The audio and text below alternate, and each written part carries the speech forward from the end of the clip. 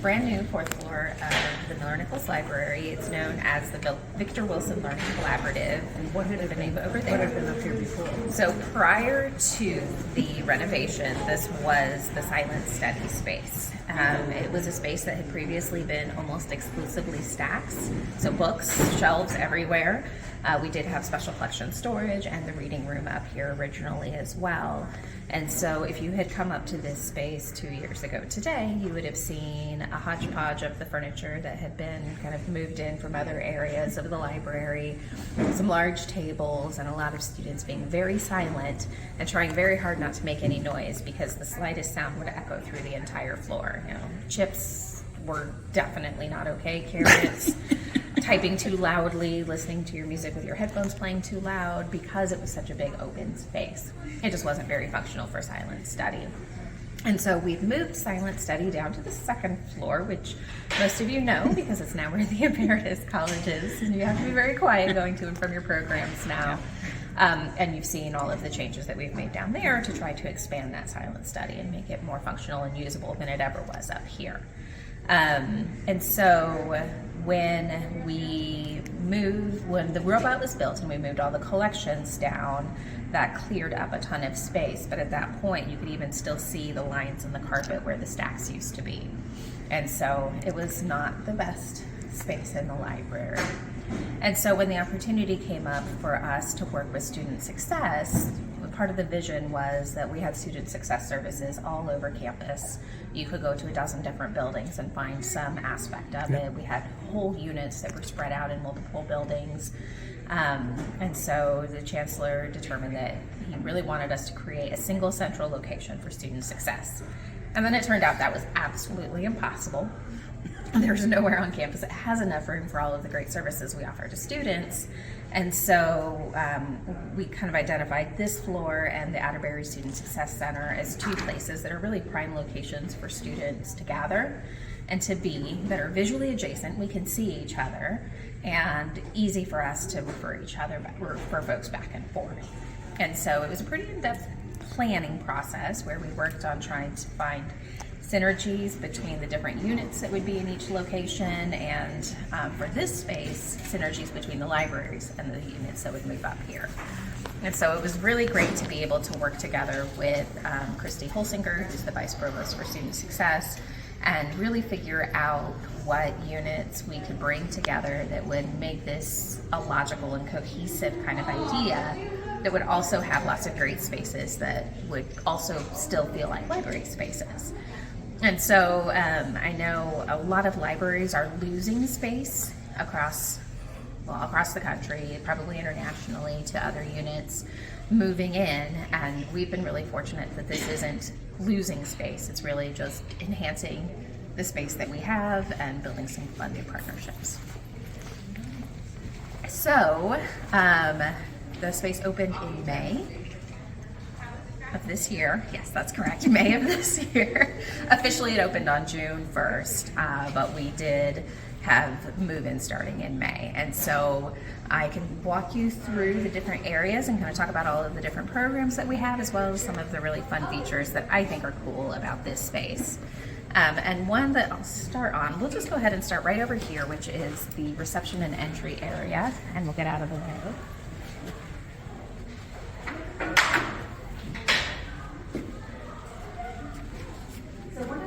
That was important.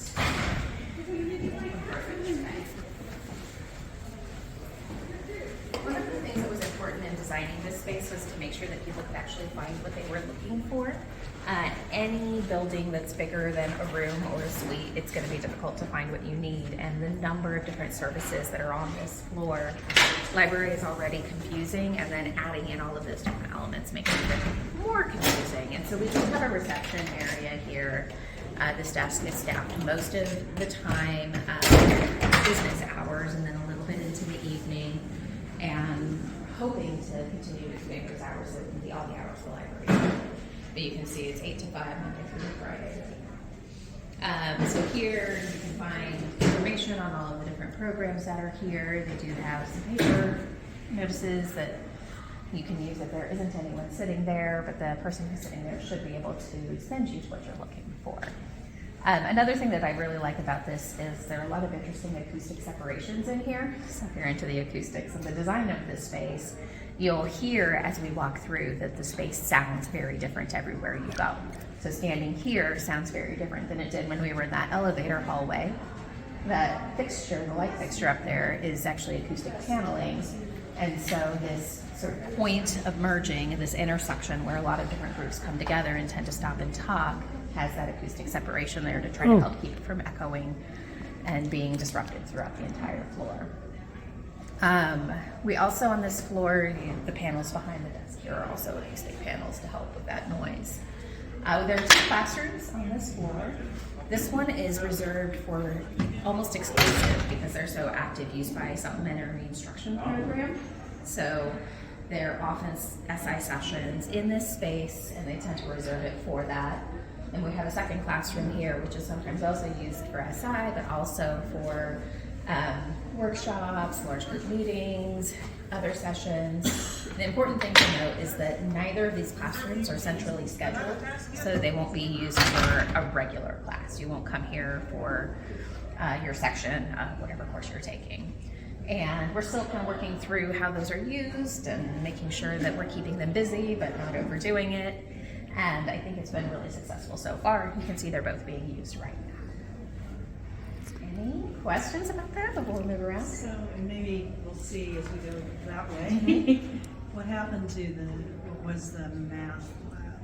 The math lab, yes. So if you had been up here before, I forgot about that when I was talking about what it looked like before. Do you remember what year that was? It was built 2018? Was it sooner than that? 16? Sometime in the teens. I remember going to Alabama to look at theirs, but I don't remember what year it was. Sometime, I think, in the teens, UMKC implemented a program to help reduce DFW rates in certain courses in the math and sciences. So this space here was actually a big room, and then a second room was added on later where students could come together and have a different kind of approach to those classes that tended to be more challenging, where students tended to get B's or F's or withdraw. And so there was a whole system that was designed to help support that, and it worked great. And then eventually the technology changed and the strategy changed and they stopped using it. And so that program folded, but then supplemental instruction and tutoring moved into that space. Originally math and science tutoring, and then it expanded beyond math and science to all subjects. And so we'll go this way. The fun thing is that they're in almost the exact same space they were just before the renovation. It's just a whole lot cooler now. Before it was sort of a rigged space that was used for something else and then was added on to make it into what it was. But now this room here, you can hear the acoustics changed when we moved out of that area. This room here is used for supplemental instruction, tutoring, and it also houses the writing studio. And so there's a lot of activities, so we will talk out here and then we'll kind of walk through there a little bit after.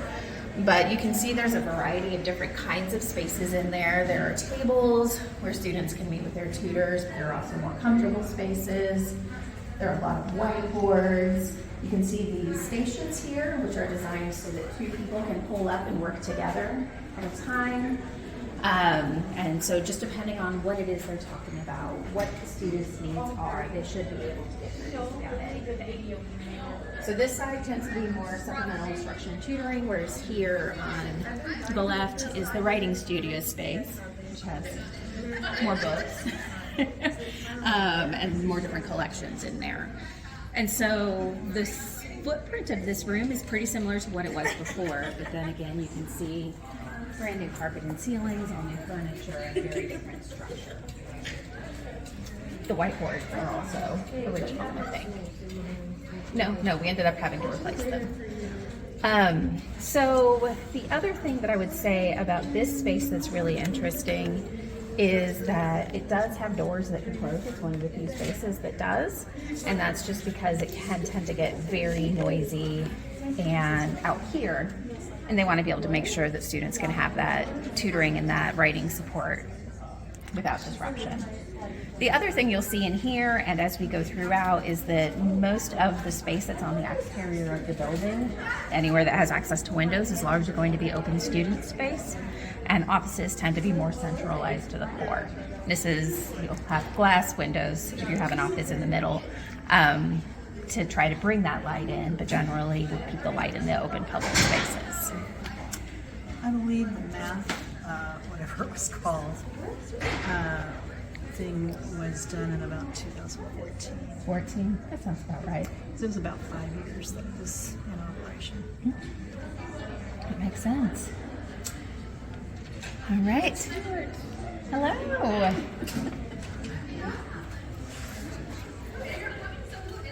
Just kind of getting started. Yes, you've only missed one department. All right. There are several more.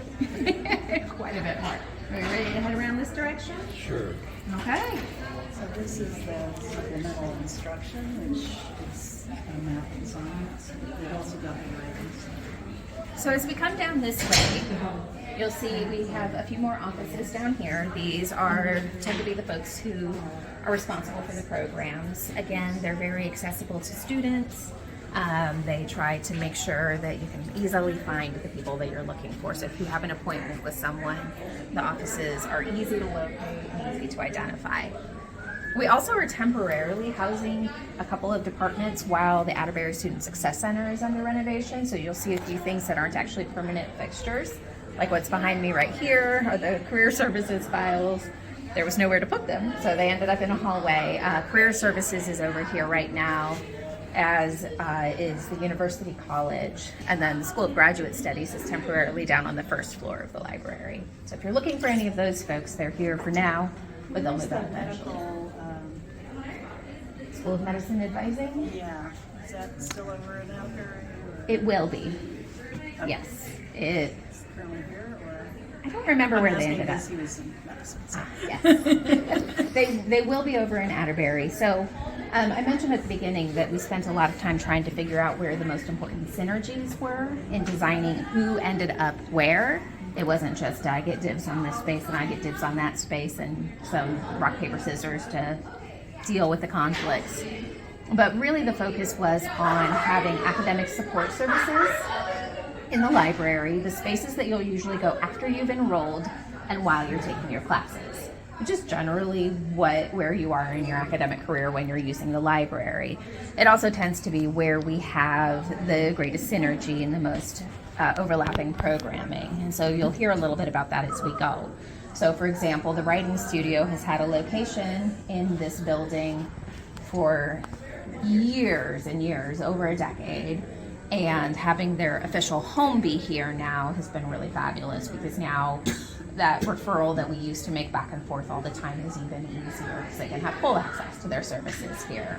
I had mentioned that the tutoring and supplemental instruction were in here before. Again, students who are getting those services might also need library services, and people who come to the library asking for help with something may end up getting referred up here. Whereas the units that are going to be at Atterbury tend to be more of the things that you'll do sometimes throughout your career, but also at the very beginning or the very end. And so they're more accessible to people who aren't necessarily already on campus.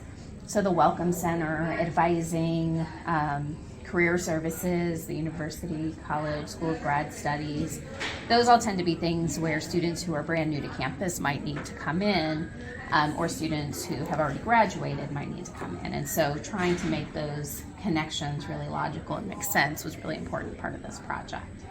So we were very happy with the way everything landed in terms of who ended up here in the library. Okay, so we'll continue around. It looks like there's a lot going on in the theater space over here in the corner, so I'm not going to pause over there. But many of you may have seen the theater on the first floor of the library, which is a flexible space that can be used for study, but then also turned into a programming space with technology that's needed for that programming. And it worked pretty well, and they have a lot of need for that kind of thing with these different units as well. And so there's a space like that in the corner over here, simply called the fourth floor theater. We kept it very simple. And so right now it looks like it's being used for some programming. And maybe in the future it will be a workshop, and then sometimes it's just people hanging out. So we'll go over there. You can also see some of the acoustic features. We have the same light fixtures with the paneling in there, as well as lots of panels on the wall. So the sound is traveling, but it's not as disruptive as it would be without those features. You can also see we have the drum stand in here where there are offices, and so it's a lot more. This is funded in part by the funds from Victor Wilson, which is why the space is for Victor Wilson. He established a scholarship back in the 30s, I believe, and there was an end date. So at the point then, the assets were just turned over to the university, and so those funds were used in part to fund this. We also received funding from the Miller Nichols Charitable Foundation and from the Block Family Foundation and Dr. Elizabeth Noble. That's all right. There's one more I can't remember. That's enough. Yes, not by the university, but rather by private donations. Okay. Like the new destruction of the White House, private donations. Don't compare the two. So that's a fun chair. It is a career services chair. And it seems to move around all the time. It's never in the same spot twice. I thought it was a 3D print shop thing. It says Handshake on it, which is the platform that Career Services uses for posting jobs and helping people find career opportunities. So I think it's some kind of pun on that. Not the kind of furniture I usually would get because it's not soft and squishy. I like soft and squishy, but still easy to clean. That's easy to clean, but not soft and squishy. So is this really easy to clean? I wasn't as happy with the cracks. Yeah, not very good. No. But it could be worse. They look good. They are. So here's the theater space.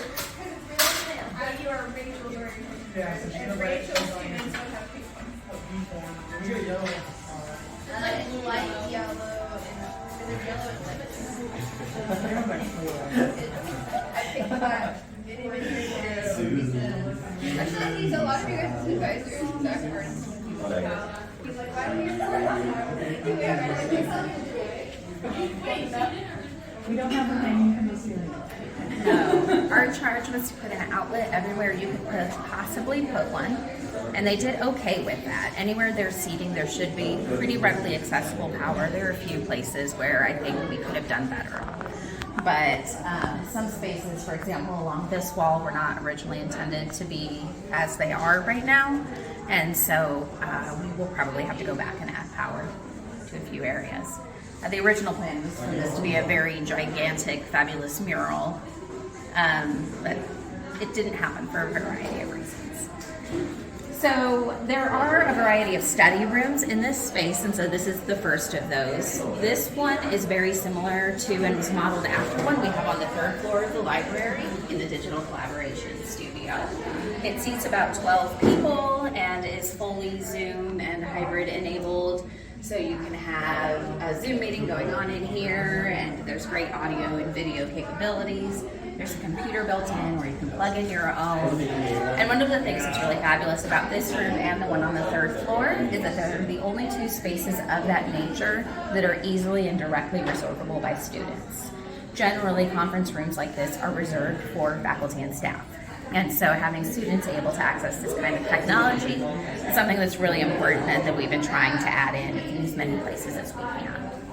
This is one of the few times I've seen it unoccupied, so, but it's a conference room. All of the rooms on this floor do have doors. That's another thing that we try to do throughout the space is have a lot of different kinds of spaces available. So we have everything from really closed up study rooms to broad open ones with no doors at all. These are kind of in the middle, so they have the frosting to try to help give a little bit of privacy, but it's not fully frosted and it does have that door. And not everyone catches this, but the design on those is the little flame swoosh from the UMKC logo. Saw it. So this is one of the study rooms as well. a mid-sized one, but it's currently being used as a career services office. So once Atterbury is complete and they've moved in, this will turn into a study room as well. And it's already set up for that. We also have a few. This is the best view of the city. Oh my gosh, yes.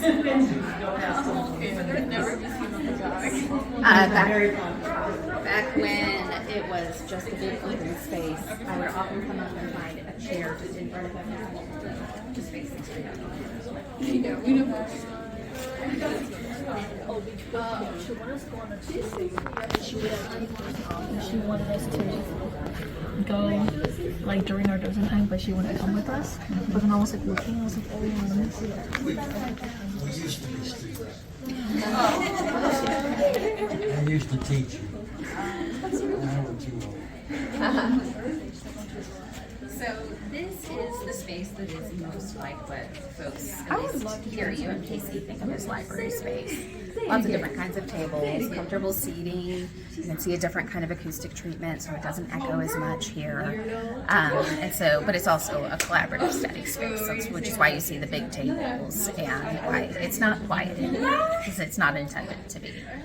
But yes, the windows are fabulous up here, and this is one of the reasons that this is that open study space. Because we wanted to make sure that the incredible view and the access to the light is something. Yeah, I'm gonna apply to transfer from like SWAT to Once career services has their permanent home, the booths have kind of been smooshed around, and we have some cubicles temporarily here. So there's a lot of changes that will come into this space as we get through it. It's also good publicity for Stowers. Yes. Go to the window and there it is. Exactly. Send them over there. So yeah, there is not as much power on this wall as we would have done if it had been what we thought it was going to be. I like the acoustical stuff. I just love how your voice changes as you walk through. You can hear it. You go, Really interesting. still not as good as the but it never is. It makes it look really attractive. And yet it's got One thing that I find, The fabric selected, for example, for the how was it selected? We worked with a team of architects and designers who pulled together a bunch of options according to the specifications we provided. So I, for example, provided a specification that they had to be easily cleanable and have as few cracks as possible for dust and food crumbs. And the desire was to make sure that it was also on brand with UMKC colors, but not obnoxiously so. I think that was probably the written charge, was be not obnoxiously UMKC, which is why you see the blues and the gold, but it's not like you're walking into a pep rally. We gave students a chance to try out some of the chairs so that they would have a say in the chairs they'd be sitting in. And otherwise we relied a lot on experts. You don't realize how wooded till you look out how many trees there are. Isn't it beautiful? It makes me really love the city, especially this time of year when it's all starting to turn into fall colors. It's so beautiful. My leaves haven't fallen to the ground yet. Surprised. They will. They will. Good timing for getting a view out here, though. One of the cool things about this project is that we were able to work. Yes, we were able to work with the same architects we've been working with in this building since the 90s. And the lead on the project is the same person who's been working with UMKC since I've been here 20 years ago. So we've been working with folks who really understand UMKC and the UMKC libraries. And then have also worked on projects with student success. And so we're really able to pull that together in a really great way. I was very happy. The next spot is over here into the central area.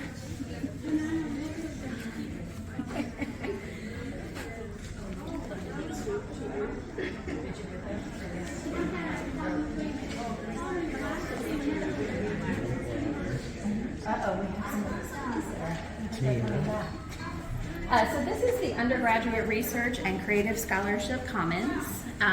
It is I mentioned at the beginning that there were some units that were not in a single space, that they were spread out. Undergraduate research is a good example of that. There were 3 employees for undergraduate research, and they were all in different buildings, not even in different spaces, but different buildings all over campus. And so this is the first time in their, I think, 20-year history that they have all been located in the same space. And so they've really been able to make it their own. You can see the undergraduate research mentor wall of fame. We have the official one downstairs on the first floor of the library. It's been there for quite a long time. And now all of the past recipients are on this wall, so you can come up and kind of be inspired by the great mentors, especially if they're trying to recruit you as a new undergraduate research mentor. So I heard you saying you see some friends, so Yes. that's great. And so in the space, we'll come over here. It was named for Dr. Elizabeth Noble, who gave substantially to this space because of her connection to research and also to libraries, and how libraries and research and faculty can all work together. So, like I had mentioned, it's their first time really all coming together, but they have some really interesting spaces. They have a meeting table in the middle where they can have some seminars or some small workshops. But they also have these workspaces around the edge of the room, which were intended to be for particularly faculty who don't have a traditional research lab to go into and work with their students. And so they may be able to work in their offices, but this gives those undergraduate students a dedicated place where they can keep their research materials, meet with a mentor, and really have a great space to go and work together. It's also an interior building, but you can see we have these windows here that are just high enough to give privacy, but low enough to let in tons of light from the outside, especially on a sunny day, which today is definitely not. I just want to point out that one of our ECFA scholars is over here on the wall. Who was an ECFA scholar? Rafi. Mohammed Rafi. Oh, fun. Okay. And several of our speakers, including. Yes, the speakers too. Yep. And probably some of your members eventually. Oh, yes. Everyone up there is still an active faculty. Sure. Yeah, well, hopefully they'll stay, because if they go, they won't be replaced. And then we'll actually continue around this outside this way. Sorry.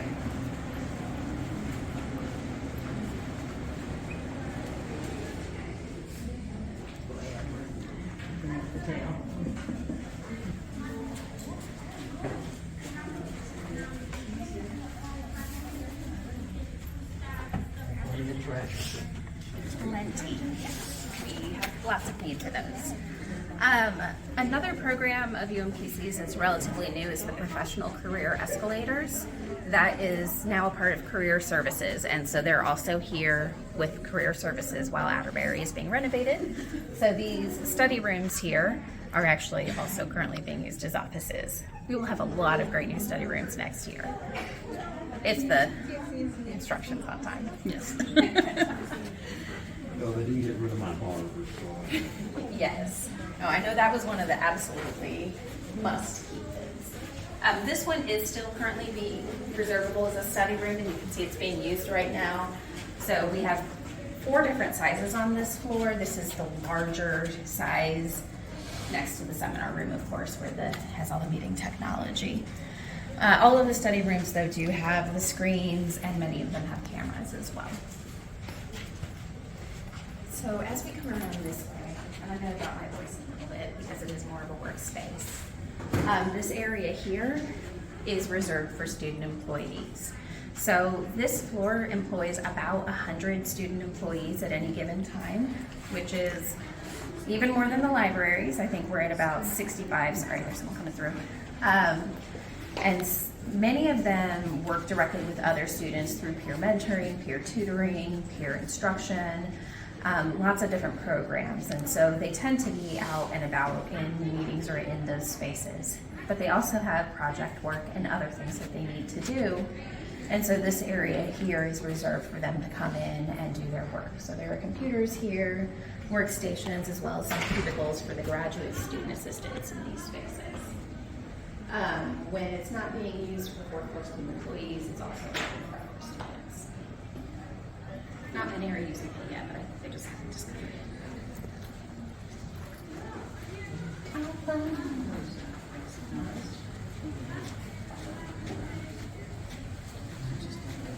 We have more offices here, student-facing staff, professional staff.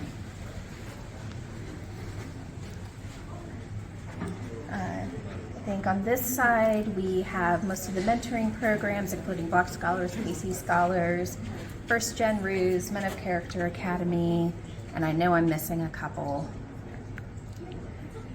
Peer academic leaders. Okay, that's all I can think of right now. So we'll keep coming around. You can see it looks much like the corridor on the other side. There are some lockers here for student use.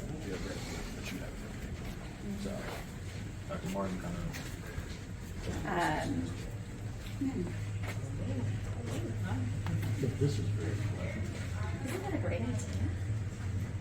I have thought about getting those for other spaces too.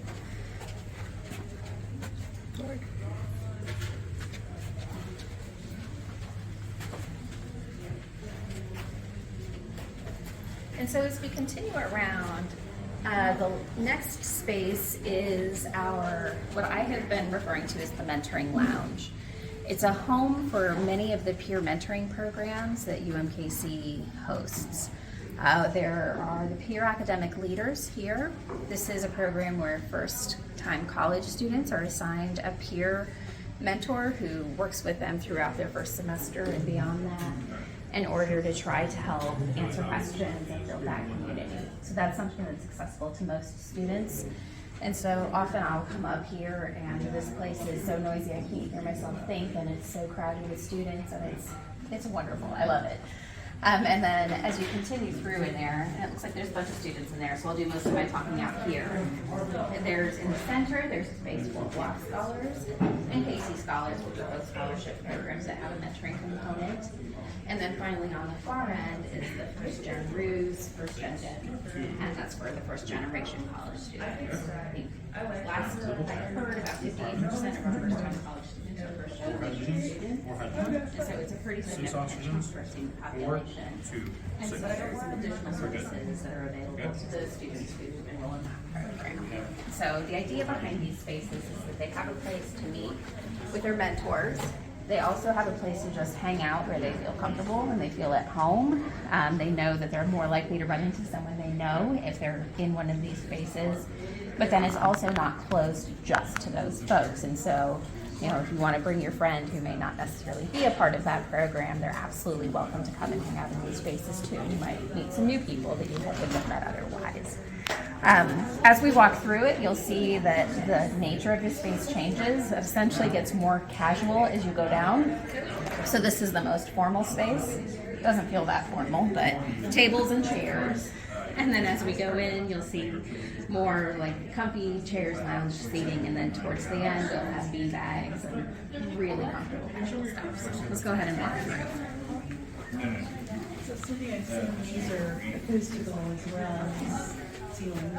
Yes. Those are really cool. Aren't those fun? And I love the color contrast with the blue lights in there. It's one of my favorite little features.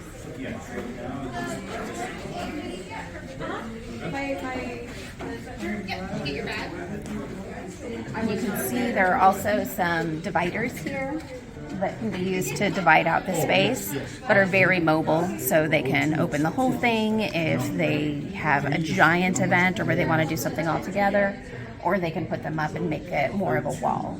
And so the idea is just to help them break up the space a little. And as Bonnie was saying, we do have more acoustic panels up here, so you can see it goes all the way up, but it doesn't sound like there's no ceiling in here. And that's because of the paneling here. And I love, like I said, the little blue can lights. And if you look out these windows, thank you, you can see the green roof, which is part of the robot. More people are finally seeing it. You did? I didn't know. You're right. Thank you. I'll start adding that to my You talking can't points. tell it from anywhere else. No, you can only really see it from here. They picked different varieties, a lot of different varieties, so they were blooming as much a year as they could make it happen. Yeah. And there's very little work that goes into keeping it up. So it looks like, I mean, it'll get browner, but There's an automatic watering we're system. not out there. There's no watering. Just Seeding doesn't really need a lot of watering. The first 2 years they had to monitor its health right. because it needed to take root. No, it's on its own. Now that it's established, nature takes care of it. And it was the perfect choice too, because it doesn't grow up and get out of control. Knock on wood, we haven't had a Get in there and deal massive with What is the plants again? sedum. Sedum. EUM. Okay, that's new to me. I'm not a horticulture person. So. You don't need to be. There's a great joke by It's- Dorothy It's pretty Parker, but I amazing won't. there are that many varieties. Yes, there are that many varieties. grow It looks here. so good. We'll kind of come through. So this is the pure academic. Just practice. Stand. You good? Yeah. You'll see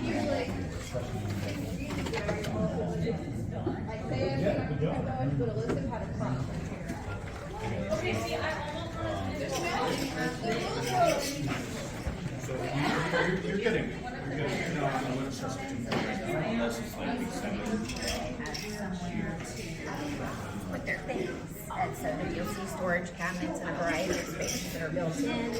We also, there are counters here because they're often food events and they need somewhere to put their pizza or their sandwiches or whatever the food is going to be.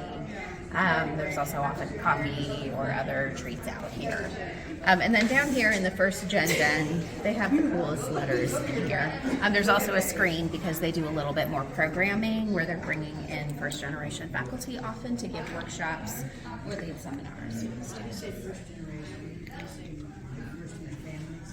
first in their families. The way we define that here is it's the first in their families who are proud that they do not have a parent who graduated from a university in the United States. And that's largely just because the experiences in other countries can be very different than the college experience here in the US. And so they probably don't know what to expect. And same thing with the graduating. You know, some college. My dad had some college, but you know, he had a year in a community college, which was a very different experience than he would have had graduating from the university. So I'm technically a first generation faculty member. He was a first gen student. And they do a really good job of engaging faculty across the university. So if you all have anyone who wants to participate in those programs, I can forward the call. So If we have grandchildren that we just like to see this, how do you do that? if they want to just come visit, If they want to just see what's here. oh, they can come anytime. Yeah, absolutely. And so there are tours that are available through admissions. And so that's always the best experience. But if you want to just see a very specific thing or just show off a cool space that you know of, I mean, I've been bringing my kids here since Sean was beating up Bonnie's plant, and now he's 17 and this big. He learned how to behave during a meeting. When she and I would meet one-on-one. Every now and then, Only it was one-on-one and Bonnie was a Sean. great boss. So coming around this way, we're almost done. We have just 2 or 3 more things to see. So I talked a lot about the peer support, the peer mentoring, the peer tutoring, and a lot of that happens out in these spaces, but sometimes you want to have a private conversation. And so also often a student just needs a small study room where they can go and work on their own. And so these 6 study rooms here were all designed specifically for those purposes. So they're much smaller than other study rooms we have in the libraries. They're designed to be really comfortable for 2. They can fit more, and they often do. This is reserved during certain hours just for peer mentoring. And sorry, you can come on through. We're just rambling.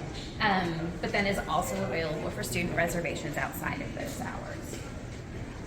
If you like storage, there is a storage space back here. I don't know why the door's open. I think it's supposed to be that close. Fascinating, when it was kind of storage you want to be for. I know too much. Right. At one point in time, if any of you ever did special collections research, this was the special collections reading room, and it's actually the exact same footprint with a minor wall change. And now it's storage for They need it. who knows what.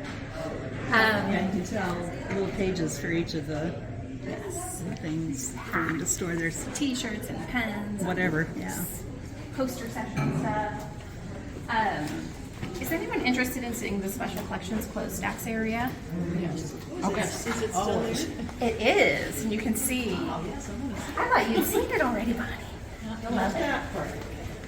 So back to where we started, but there is one more thing on the floor that not everyone gets to see because it is a staff-only area. It's the only space on this floor that is, other than the facilities closets, that are reserved specifically for staff.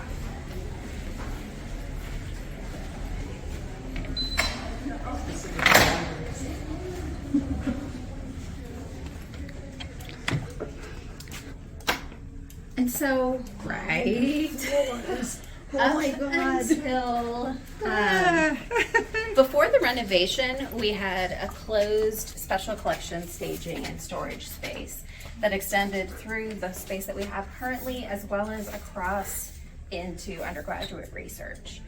And we knew that we couldn't afford to get rid of that giant space. We couldn't lose that whole footprint. But what was here before was a very dark and kind of creepy space with bad lighting, 3 different kinds of flooring, about as many different kinds of shelving as you could imagine, everything all from very old bookcases, and and it was awful. And so since we had, essentially what I tried to say was, if you're going to take away all of this other space and give us a smaller space, a smaller footprint for our staging area, then we have to make it a lot more functional.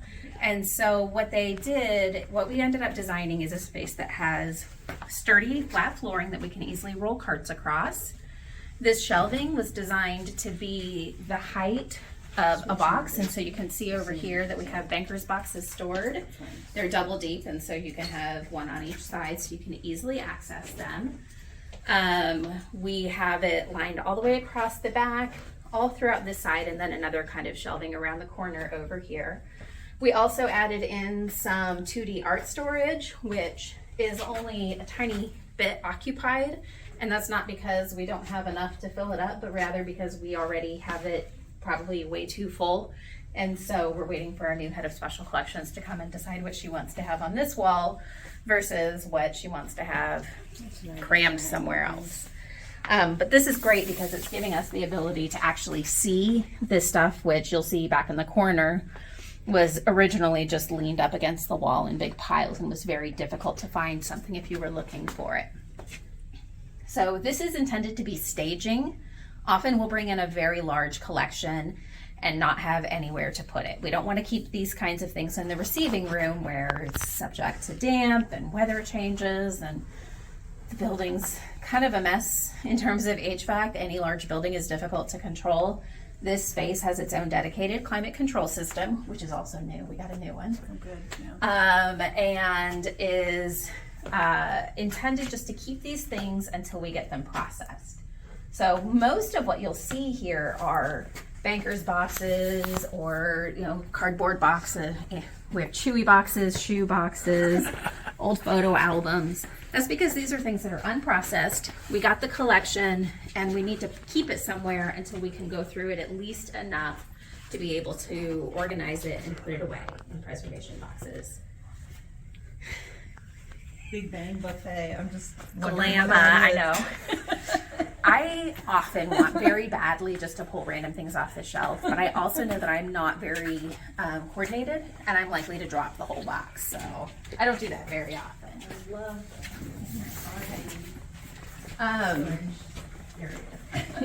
We do have some permanent storage in here, so there are some large standing puppets at the back, mannequins that are a donation that just don't fit anywhere else. And then back in this space, we have double deep shelving, which is great for either things we're not going to contact or just these very large materials.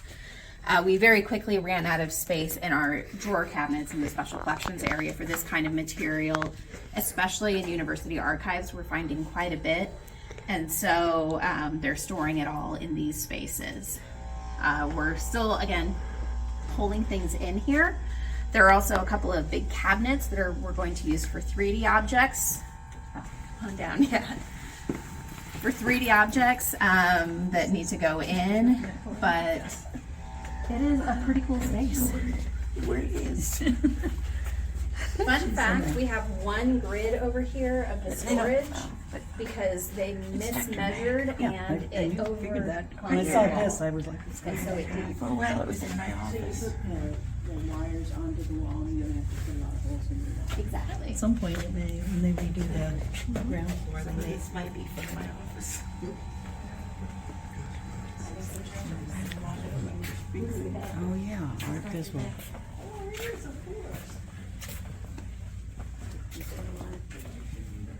So this is our current art storage system, or our past art storage system, which is leaning against the wall. So Are you gonna be able to put art on the walls in this fourth floor? It doesn't look like it's a lot of space. we probably not much. That one wall that was originally intended to be a mural is the best wall for it, but it's too big for any of the art that we currently have available. All of the other large format art is already hanging in the building. So small pieces like what we have here are just not suitable for that size of wall. And yeah, most walls are filled. They already have plenty on them. Did you find a treasure back there? Well, the bust of Patricia McElrath is back there, which Felicia donated as part of her Yeah. archive stuff, yeah. Yeah, we'll probably bring that out if we do an opening, some kind of celebration for the digital exhibit that we're working on Patricia McElrath. So, we should have them come do a program for you all. Yeah, Maybe we could do a partnership. well, when you have the event, she might be Yeah. a good person to have there. 100%. Yeah, back here you can see this shelving unit is short, and that's because that's where those cabinets are going to go once the elevator's fixed, because they don't fit in the regular elevator. Right. And that's essentially it. That's the floor. I am just flabbergasted at the transformation of this space. I mean, I cannot tell you how many hours I would try to paw through all of the art stuff that was up here. Oh my God, it was just such a mess. It was awful. Well, we used it for junk storage kind of for a while. And so there was a whole area back here in the corner that was full of old desks and old tables. It was very dusty and gross.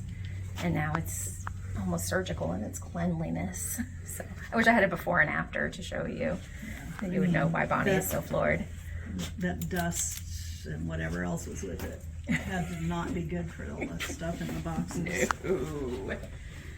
I'll meet you out here. I have the plumbing problem. Okay. Yes. Thank you very much. Of course.